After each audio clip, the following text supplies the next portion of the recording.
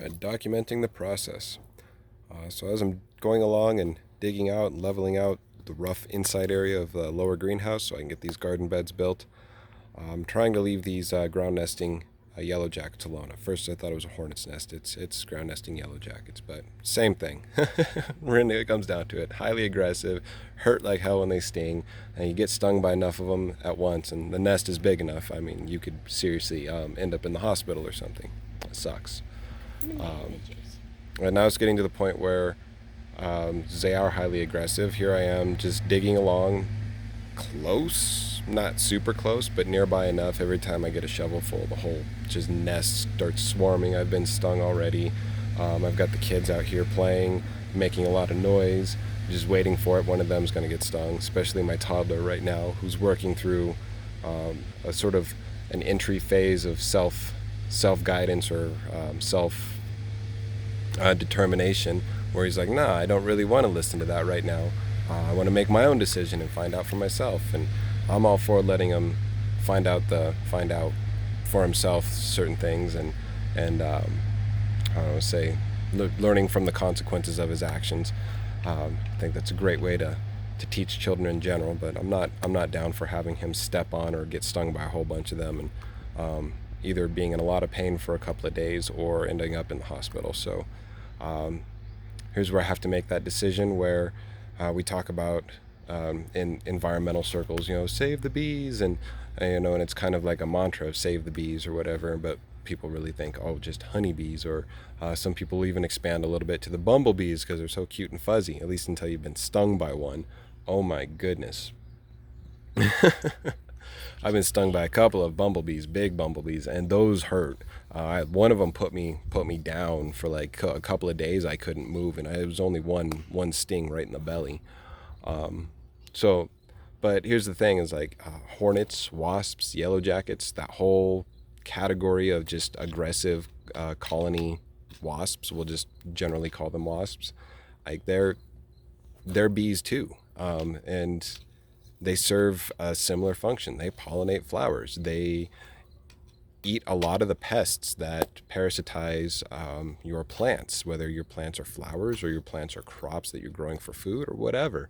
A lot of the stuff that the grubs, the caterpillars of like cabbage moths and aphids, all those things, they catch those and they stick them in their hive and they feed them to their larvae. And so, I mean, there is kind of an ethical decision here to be made. Is they are part of my ecosystem. They are part of the environment, and without them, they're not providing that ecosystem service. And that's just one more redundancy removed from the system. You remove enough redundancies, and you have a system-wide collapse or a trophic cascade that shifts the entire system to a different direction, which might or might not be good. In most cases, it's not good.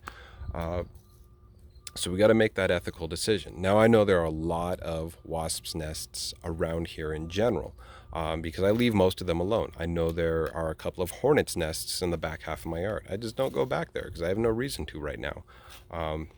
And I can at least keep the kids out of that area.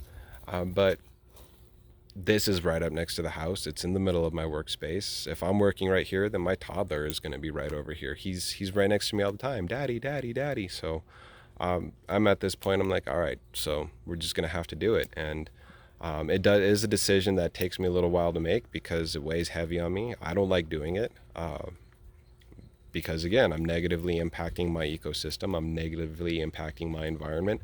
And they do provide a positive service. It's not like that mentality of, oh, I don't like it, therefore it can't be here.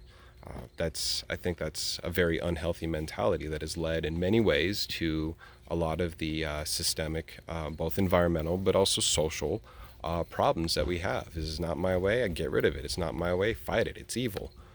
Things like that. So just kind of working out some of the ways I feel about this, and I don't like it, but it has to be done. And we're just going to go from there. I'm staring over at them, by the way, because I sprayed a bunch of foaming pyrethrin around the area to get most of the nest kind of, I'm going to say,